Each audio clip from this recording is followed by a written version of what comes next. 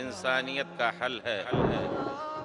جو آسمانی کتاب ہے اس کی حفاظت، اور رسول کریم جو آپ کے رسول ہیں ان کی سیرت اور ان کی احادیث کی حفاظت، انہی موضوع کے تحت ہم یہ کہنے کا دعویٰ کر سکتے ہیں کہ انسانیت کا حل اس وقت اسلام ہی ہے۔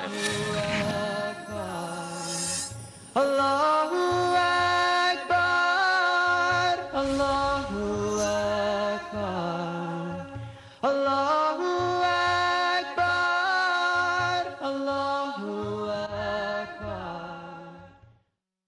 نفس انسانی کے قتل کے بعد زنا کا جو مرحلہ ہے، زنا کے ساتھ عام طور پر نسب نامے کی حفاظت کے لیے اللہ تعالیٰ نے بہت کچھ انتظام کیا۔ عام دینوں میں رہبانیت کو بہت فضیلت دی جاتی ہے، قطع دنیا کی بہت فضیلت دی جاتی ہے، قطع تعلق دنیا سے، شادی بیاہ سے۔ اللہ تعالیٰ نے حکم دیا شادی کا، پیارے رسول نے تاکیدی حکم دیا، یا معشر الشباب عن عبداللہ بن مسعود رضی اللہ عنہ قال قال رسول اللہ صلی اللہ علیہ وسلم یا معشر الشباب من استطاع منکم الباءۃ فلیتزوج۔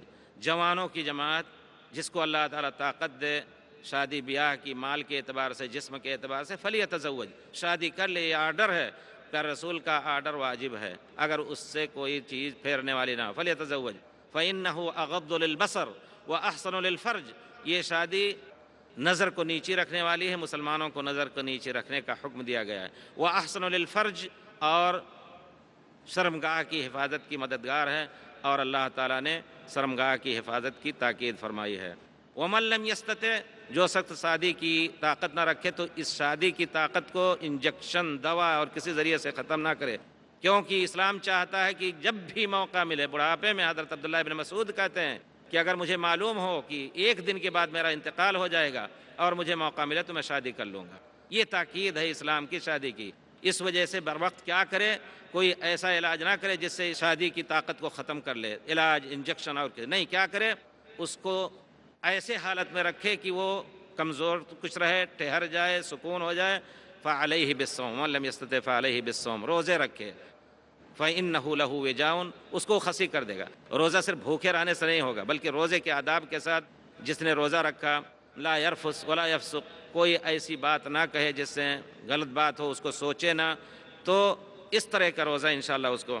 اور اسلام نے پھر شادی کے معاملات کو بھی بہت کچھ آسان کیا ہے۔ اللہ تعالیٰ نے پیارے رسول سے طلب کیا، ایک عورت آئیں، پیارے رسول سے کہا کہ اللہ کے رسول مجھ سے شادی کر لیجئے، پیارے رسول نے ان کو نہیں چاہا، وہ کھڑی رہیں۔ صحابی اٹھے، ان کے پیٹھ پر بستر نہیں تھا، صرف تابند پہنے تھے، کہا اللہ کے رسول میری شادی کر دیجئے۔ پیارے رسول نے فرمایا کیا ہے تمہارا؟ کچھ نہیں پائے، ایک لوہے کی انگوٹھی تک نہیں پائے۔ پیارے رسول نے فرمایا حل معک شیء من القرآن، تمہیں کچھ قرآن یاد ہے؟ کہا ہاں فلاں فلاں سورت اور فلاں فلاں آیت یاد ہے۔ کہا جاؤ اس کو یاد کرا دو، یہی تمہارے لیے مہر ہے۔ تو گویا اسلام نے شادی کی بہت ہی اہمیت دی ہے۔ شادی کے بعد پیارے رسول صلی اللہ علیہ وسلم نے، اگر انسان کو کمانے میں مشغولیت ہوتی ہے تو وہ کمائی اللہ کے راہ میں جہاد کے معنی میں ہے۔ صحیح حدیث میں پیارے رسول ایک بار گزرے، کہیں جا رہے تھے صحابہ کے ساتھ، تو ایک آدمی کو دیکھا بہت محنت کر کے زمین کھود رہے تھے۔ صحابی نے کہا کہ اللہ کے رسول لو کان ھذا فی سبیل اللہ، اگر اس طرح کی محنت اللہ کے راستے میں جہاد میں ہو جائے تو ان کا بیڑا پار ہو جائے۔ پیارے رسول نے فرمایا اگر وہ ان کان یرید ان یعف نفسہ، اگر شادی نہیں کی ہے، کما کر کے شادی کرنے کی نیت سے کما رہے ہیں، فهو فی سبیل اللہ۔ ان کان یرید ان یطعم ابویہ، اگر ماں باپ کے کھلانے کے لیے روزی کما رہے ہیں تو اللہ کے راستے میں ہیں۔ اس طرح شادی کر کے اللہ تعالیٰ نے اس راستے کو، زنا اور اختلاط نسب کو، انسانوں کی نسب نامے کو الگ الگ کر اسلام نے پاک بازی کی دعوت دی، اور کوئی بھی سبب جو زنا کا سبب بنے، یہاں تک کہ اس نظر کو بھی غلط نہیں استعمال کیا جا سکتا ہے، کیونکہ وہ برید ہے، ڈاکیہ ہے زنا کا۔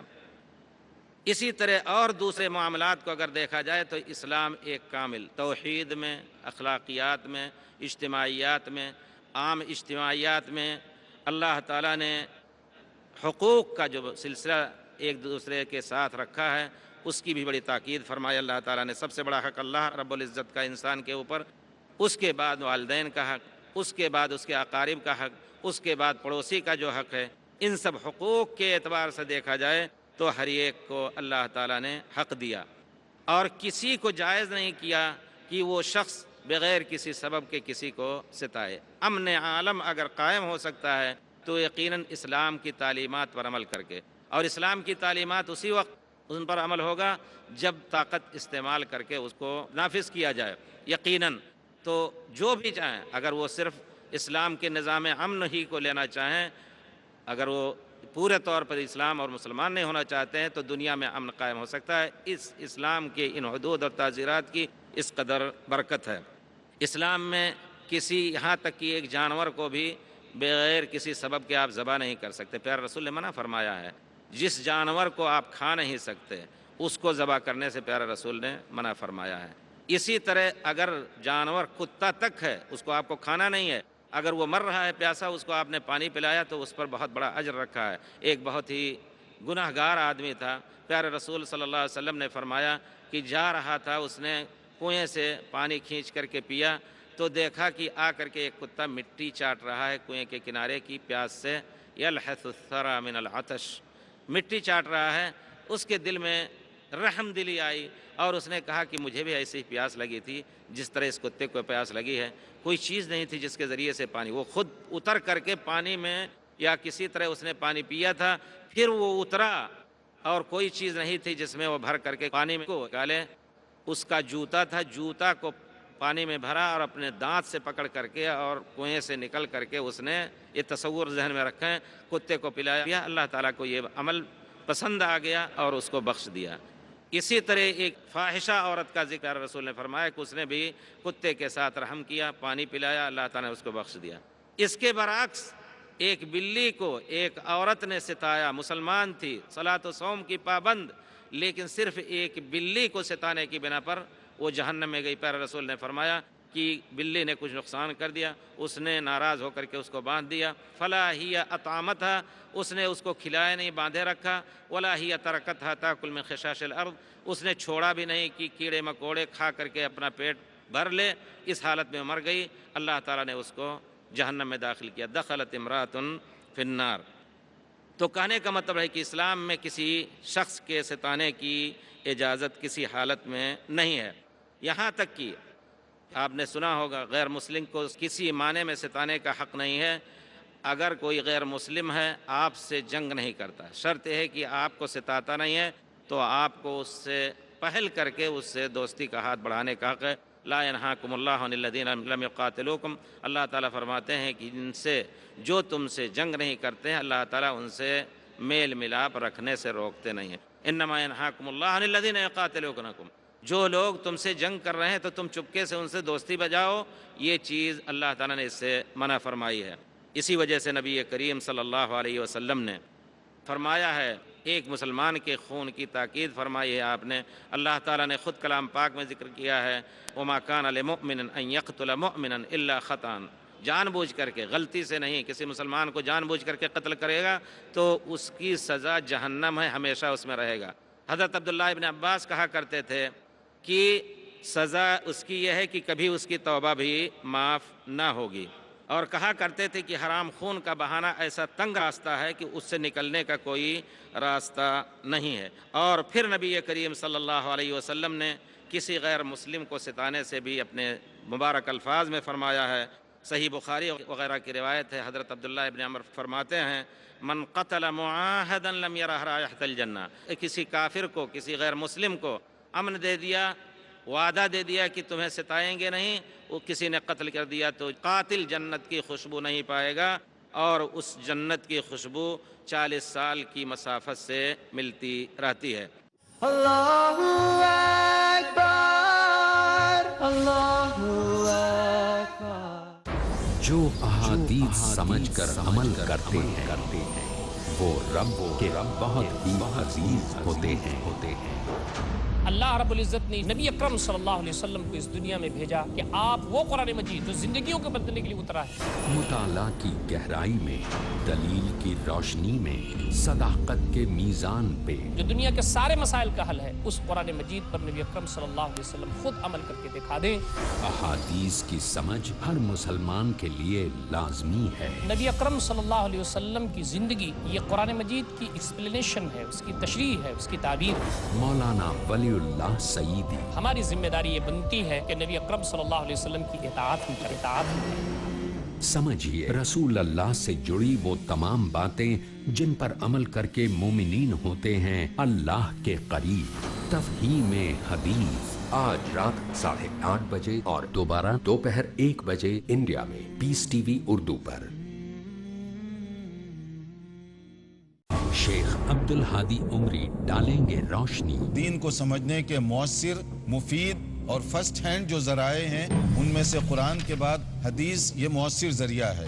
बातें अल्लाह के रसूल सल्लल्लाहु अलैहि वसल्लम की। नबी करीम सल्लल्लाहु अलैहि वसल्लम ने सफाई पाकीज़गी का जो तस्वुर पेश किया, आज पूरी दुनिया जो तस्वुर पेश कर रही उससे बहुत आगे का तस्वुर है। कामयाबी और उसूल की। जब हदीस में एक चीज क्लियर हो गई, फुल स्टॉप, आपको किसी की कोई ओपिनियन की अब जरूरत नहीं है, क्योंकि नबी ने जो फरमा दिया वो हरफ आखिर। ताकि हर दौर में मुसलमानों को मिले सही दीन रब के करम से। हदीस कह रही है जायज है, जायज है, बस खत्म। आओ हदीस समझें। अगला प्रोग्राम पीस टीवी उर्दू पर। Allahu Akbar, Allahu Akbar। एक दूसरी रिवायत में है मन क़तल रजुलन मिन अहली ज़िम्मा। ज़िम्मा का माना यह है कि उन्होंने इस्लाम से छेड़छाड़ किया, मुसलमानों से छेड़छाड़ किया, जंग हुई, उसमें वो लोग पकड़े गए। अब उनके ऊपर हक़ है कि या तो मुसलमान उनको कत्ल कर दें जैसा कि पुराने ज़माने का कायदा था, लेकिन प्यारे रसूल सल्लल्लाहु अलैहि वसल्लम को अल्लाह ताला ने एक, चूँकि रहमतुल्लिल आलमीन थे, नया निज़ाम दिया, नया कानून कि आप उनको सिर्फ़ इशारिये के तौर पर कि वो हमारे अंडर में हैं, साल में एक आदमी से 1 दीनार ले लीजिए। सोचिए एक मुसलमान अगर कमाता है तो साल में 10,000 ज़कात देना उसके ऊपर वाजिब है, लेकिन एक अहले ज़िम्मा गैर मुस्लिम हमारे अमन में रहता है, सिर्फ साल में मिन कुल्ल हाल मिन दीनार, वो भी छोटे बच्चों से नहीं लिया जाएगा, बालिग मर्द से औरत से भी नहीं लिया जाएगा, सिर्फ 1 दीनार लिया जाएगा। ये अल्लाह ताला की एक रहमत है। इस्लाम पैसा बटोरने के लिए नहीं आया है। इस्लाम चाहता है कि हमारे दरमियान रह करके हमारे इस्लाम को देखें, लोगों के अखलाक को देख करके मुसलमान हो जाएं। इसी वजह से अहले ज़िम्मा चंद ही दिनों में मुसलमान हो जाया करते थे जब देखते थे कि इस्लाम के अखलाक हसना है। अब इस्लाम अगर किसी को, मुसलमान का अदना आदमी किसी को ज़मानत दे दी है, उसने अमन की, तो फिर उसको कत्ल किया। लफ रजुलन मिन अहली ज़िम्मा लम यजिद रिहल जन्नती, जैसा कि रिवायत में है। अमर बिन सलीम बयान करते हैं और अमर बिन सुलैम कहते हैं कि रूमियों और मुसलमानों के दरमियान हज़रत मुआविया रज़ियल्लाहु ताला अन्हु के ज़माने में मुआहदा था। मुआहदे का वक्त ख़त्म हो गया था। उसके बाद उन्होंने कहा था कि हम जो चाहेंगे करेंगे।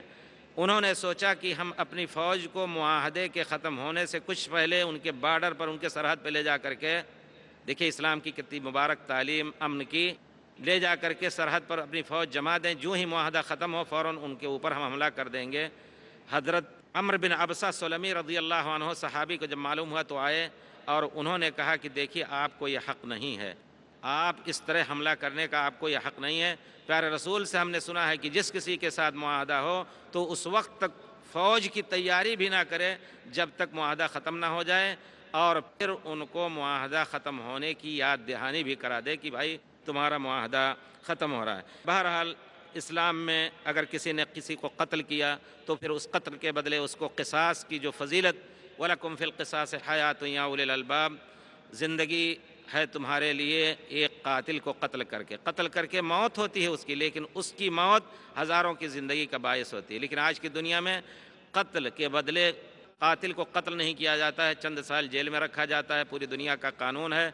तो कातिल चंद दिन जेल काट करके आता है और मज़ीद लोगों के लिए खौफ हरास का सबब बना रहता है, धमकियां देता रहता है। तो कत्ल का जो इलाज इस्लाम ने किया है यकीनन और कोई इलाज नहीं हो सकता है। इसी तरह इस्लाम ने इस अक्ल को एक नेमत दी है। इस अक्ल की हिफाजत के लिए हर उस चीज़ से मना किया है जिससे इस अक्ल में खलल पड़े, वक्ती तौर पर या पूरे तौर पर। इस इंसान को जिस तरह अपने नफ्स पर मिल्कियत नहीं, अगर किसी ने अपने नफ्स को खुद कत्ल कर दिया तो वो गुनहगार होगा। इसी तरह अपने अक्ल के ऊपर उसको इख्तियार नहीं है कोई ऐसी चीज़ पिए। इस्लाम ने सबसे पहले शराब को हराम किया, اگر کسی نے حرام کیا ہو تو ان کی قوموں نے اس کو بدل کر کے حلال کر لیا تھا، لیکن اسلام نے اس پر عمل کیا۔ جب آیت نازل ہوتی ہے انما الخمر والمیسر والانصاب والازلام رجس من عمل الشیطان فاجتنبوہ، خمر یہ شراب، انما الخمر والمیسر جوئے اور ازلام یہ تیروں کے ذریعے سے قسمت پہچاننے کی کوشش کرنا، یہ ناپاک چیزیں ہیں شیطان کے کام میں سے، فاجتنبوہ مذکورات سے بچو۔ مسلمان صحابہ کرام سالوں اور جن کے کہتے ہیں گھٹیوں میں پڑی ہوئی شراب فوراً چھوڑ دی انہوں نے، اور پھر مدینے کی گلیوں میں شراب ایسے بہنے لگی جیسے بارش ہوئی ہو۔ اور پھر اس عقل کی حفاظت کے لیے اگر شراب کسی نے پی تو اس پر حدود۔ تو کہنے کا مطلب ہے کہ اسلام ایک دین فطرت ہے۔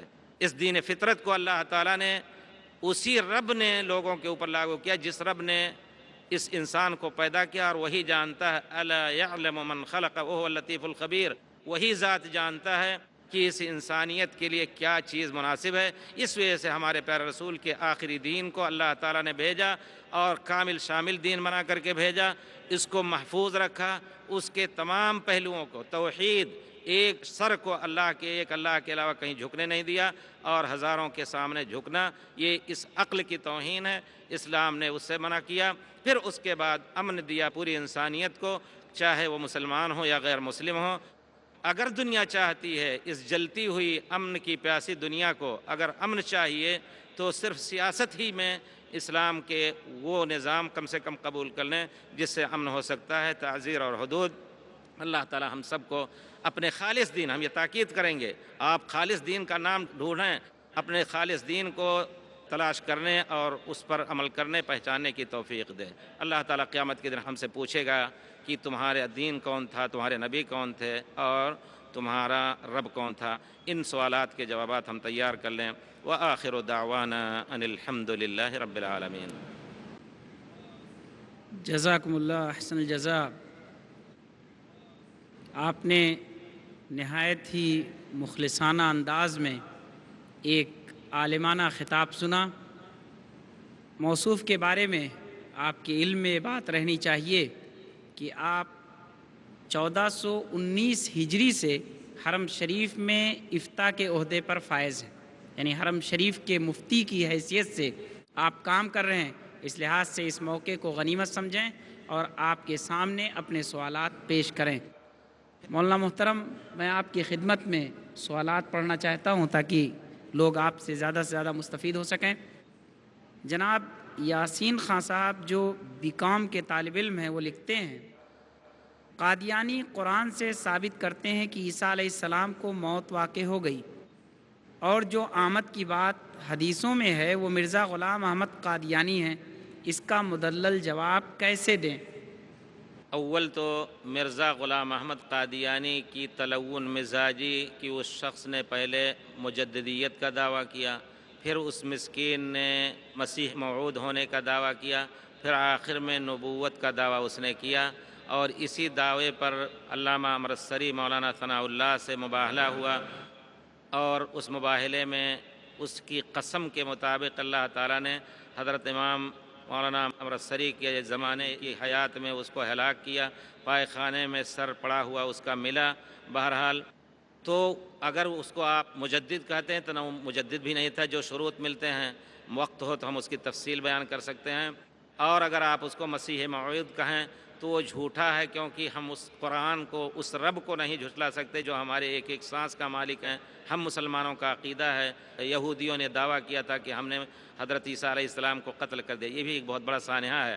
ہزاروں سال کا عقیدہ جو عیسائی لے کر کے اپنے سینے سے جی رہے تھے، اور یہودیوں اور عیسائیوں میں جنگ اس پر ہوتی تھی، سیاست نے جب مجبور کیا تو فاتیکان کے پوپ نے آج سے 35 سال پہلے، انٹرنیٹ دیکھیے، اس سے پہلے کے اخبارات دیکھے ہم لوگ پڑھ رہے تھے، تو ان سب نے اکٹھا ہو کر کے کہا نہیں، یہودیوں نے نہیں قتل کیا تھا، کسی اور نے قتل کیا۔ ہمارا عقیدہ ہے جیسا کہ اللہ تعالیٰ فرماتے ہیں وما قتلوہ وما صلبوہ ولکن شبہ لہم۔ پھر اس کے بعد حضرت مسیح کے بارے میں عقیدہ ہے بل رفعہ اللہ الیہ، اللہ تعالیٰ نے ان کو اٹھا لیا ہے اور وہ آسمان پر ہیں، چوتھے آسمان پر۔ اور پھر ہمارا عقیدہ ہے احادیث رسول صلی اللہ علیہ وسلم کی روشنی میں کہ قیامت قریب اتریں گے اور نبی کریم صلی اللہ علیہ وسلم کی شریعت سے فیصلہ دیں گے۔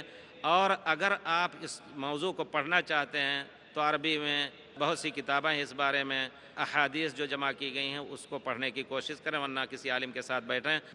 محترم، ایک سوال ہے، زید احمد جو اسٹوڈنٹ ہیں وہ کہتے ہیں کیا مختلف انبیاء مختلف ادیان لے کر آئے یا پھر سارے انبیاء اسلام ہی دین پیش کیا کرتے تھے؟ تو پھر یہودیت اور عیسائیت کس کا بنایا ہوا دین ہے؟ ایک چیز ہمیں دقت سے یعنی باریکی سے استعمال کرنا چاہیے۔ دین کے نام سے جیسا کہ اللہ تعالیٰ نے فرمایا ان الدین عند اللہ الاسلام، اللہ کے نزدیک مقبول دین اسلام ہی ہے۔ وہی اسلام حضرت نوح، حضرت ابراہیم، حضرت لوط، حضرت عیسیٰ، موسیٰ سب کا تھا۔ شریعتیں مختلف رہیں، یہ ہم عربی میں اس طرح پورے طور پر تفریق کر کے استعمال کرتے ہیں۔ سب کی شریعتیں، کسی کی شریعت میں کچھ حلال رہی چیزیں اور کسی کے شریعت میں کچھ حلال ہوئیں، حرام ہوئیں، اس طرح اختلاف رہا۔ لیکن توحید جو اور اتباع رسول، میں نے ایک بات شاید وہ آپ ٹیلی ویژن میں سنیں گے بعد میں، کہ توحید اور اتباع نبی ہر امت کے اوپر واجب تھا۔ اس امت کے نبی پر واجب تھا کہ اس نبی کی اتباع کریں، چاہے وحی کتاب ہو یا وحی حدیث ہو، جیسا کہ حدیث کے باب میں نے ہی ذکر کیا تھا، حجیت حدیث اور انکار حدیث کے موضوع پر۔ تو گویا شریعتیں مختلف رہیں۔ حضرت عیسیٰ علیہ السلام جو دین لے کر کے آئے تھے، مبشرا برسول یأتی من بعد اسمہ احمد، اور آپ نے کہا کہ ہم مصدقا لما بین یدی من التوراۃ، ہمارے سامنے جو تورات ہے اس کی تصدیق کرتا ہوں، ومبشرا برسول یأتی من بعد اسمہ احمد، خوشخبری دینے کے لیے کہ میرے بعد ایک نبی آئیں گے جن کا نام احمد ہوگا، یعنی نبی کریم صلی اللہ علیہ وسلم۔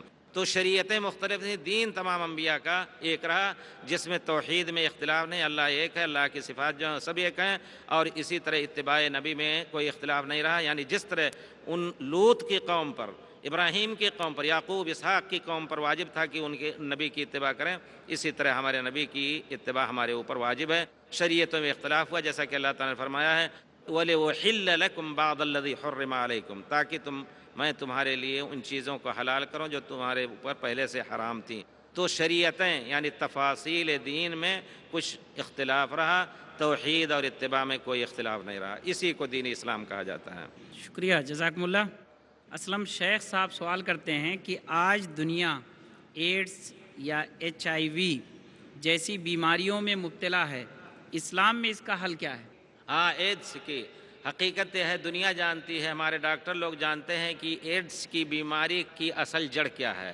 وہی اسلام نے جو غلط کاری سے منع کیا ہے، لواطت ہو یا زنا ہو، وہی اصل سبب اس کا ہے۔ سبحان اللہ، جس کو جانتے ہوئے یہ اپنی قوم کے غدار اپنے بال بچوں کا، ہم نے اس پر ریسرچ کیا ہے، آپ بڑے بڑے لوگوں کو، فرانس کے ہوں، جرمنی ہو، امریکہ ہو، ان سب کو دیکھیے۔ گزشتہ سال میں وہیں تھا، برطانیہ میں جو قانون پاس ہوا، لارڈ نذیر احمد کشمیر کے اصل ہیں، انہوں نے بھی اس کا اختلاف کیا لیکن مجبور ہو کر کے دستخط کی۔ انہوں نے قانون پاس کر دیا کہ ہر ایک کو جائز ہے جنسی اور مثلی نکاح، عورت عورت سے شادی کر لے، باقاعدہ شادی، اور مرد مرد سے شادی کرے۔ اور گزشتہ سال ایک شادی کے بارے میں بہت کچھ ایڈورٹائز انہوں نے کہا۔ سب سے بڑا سبب جو ہے ایڈز کی بیماری کا، یہی لواطت اور یعنی زنا ہے۔ یقیناً اللہ تعالیٰ نے جس چیز سے منع کیا اس کے ارتکاب سے آدمی کو کسی حالت میں امن اور راحت نہیں مل سکتا، یہ اس کا اختصار ہے۔ اگر اسلام کے قانون پر عمل کر کے خاندان بندی اور خاندان کی حراست ہو جائے تو انشاءاللہ اس بیماری کا خاتمہ ہو سکتا ہے، ورنہ اس بیماری کا مرض بڑھتا ہی جائے گا۔ جزاکم اللہ۔ محی الدین صاحب جو BA کے طالب علم ہیں وہ پوچھتے ہیں کہ اگر نبی صلی اللہ علیہ وسلم نے ساری باتوں میں ہماری رہنمائی کی ہے تو غلامی کے بارے میں کیا رہنمائی کی ہے؟ نبی کریم صلی اللہ علیہ وسلم نے غلامی کے بارے میں کیا رہنمائی فرمائی؟ اس سے پہلے تمام انبیاء کی شریعت میں، اب میں شریعت دین نہیں کہوں، تمام انبیاء کی شریعت میں یہ تھا کہ جو جنگجو قوم ہے ہمارے مقابل کی، ہمارے دشمن قوم، اگر ہم اس پر غالب ہوں تو ایک عام قانون چلا آ رہا تھا کہ مردوں کو غلام بنایا جائے، عورتوں اور بچوں کو غلام بنایا جائے، عورتوں کو لوڈی بنائی جائے، یہ عام قانون تھا۔ لیکن اسلام نے تیسری شکل بھی نکالی، اس سے پہلے نہیں تھا وہ، اور پیارے رسول نے خود مشورہ لے کر کے، جب جنگ بدر میں پہلی جنگ ہوئی، مسلمانوں کی قیدی آئے تو پیارے رسول نے مشورہ کیا، اور جو قانون تھا یہ بھی کہ جو لڑنے والے ہیں جن سے خطرہ ہے ان کو قتل کر دیا جائے۔ اللہ تعالیٰ کے رسول رحمۃ للعالمین بن کر آئے تھے، صحابہ کرام سے مشورہ کیا جائے، تو صحابہ کرام نے، کچھ لوگوں نے کہا حضرت ابوبکر جو رحم و کرم کے پتلے تھے، جیسا کہ نبی کریم صلی اللہ علیہ وسلم نے فرمایا، تو انہوں نے کہا اللہ کے رسول بھائی بند ہی ہیں، فدیہ لے کر کے پیسے لے کر کے چھوڑ دیے جائیں، اور حضرت عمر نے کہا نہیں، ایک ایک کو ختم کر دیا جائے۔ کچھ اور رائے ہوئیں، پیارے رسول نے فدیہ لے کر کے چھوڑنے کو ترجیح دی اور لیا۔ اس پر جو پہلے قانون تھا گویا اور پہلی جنگ تھی، یقیناً ان کو چھوڑ کر کے گویا اپنے خلاف پھر ان کو ابھارنے کا موقع دیا، یہ بھی ایک چیز تھی۔ لیکن رحمت للعالمین پیارے رسول کی کہ جب فرشتے نے بھی پیشکش کی کہ آپ اجازت دیں تو دو پہاڑوں کے درمیان ان کو پیس دیا جائے، آپ نے کہا کہ شاید یہ لوگ مسلمان ہو جائیں، آپ نے فدیہ لے کے چھوڑ دیا۔